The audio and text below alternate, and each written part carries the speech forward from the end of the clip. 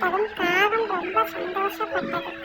ஆனால் தண்ணீர் ரொம்ப குறைவாக இருந்ததால் காகத்தால தண்ணீரை குடிக்க முடியல. ரொம்ப நேரத்துக்கு அப்புறம் காகத்துக்கு ஒரு யோசனை வந்தது. இந்த பானைக்குள்ள சில கற்களை போட்டால் நீர் கண்டிப்பாக மேலே வரும். இப்போ நான் இந்த தண்ணீரை குடிக்கலாம் என்று நினைத்தது. காகம் உடனே கற்களை தேட ஆரம்பித்தது.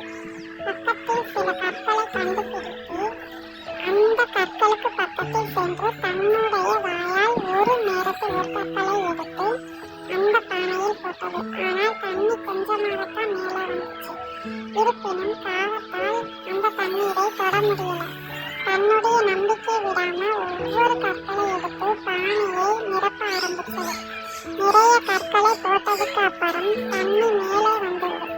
காகம் ரொம்ப சந்தோஷப்பட்டது. வயிறு நிரம்ப நிரம்ப தண்ணீர் குடித்தது. தன்னுடைய எல்லா நண்பர்களையும் தண்ணி குடிக்க அழைத்தது. நிறைய பறவைகள் வந்து தண்ணீர் குடித்துவிட்டு காகத்துக்கு நன்றி சொல்லிட்டு பறந்து போனது. இந்த திறமையான காகம் புத்திசாலித்தனமாக யோசித்து தனக்கு வேண்டியதை அடைந்தது. நம்பிக்கை இருந்தால் எதையும் எளிதில் சாதிக்க முடியும். இந்த காகம் மாதிரி.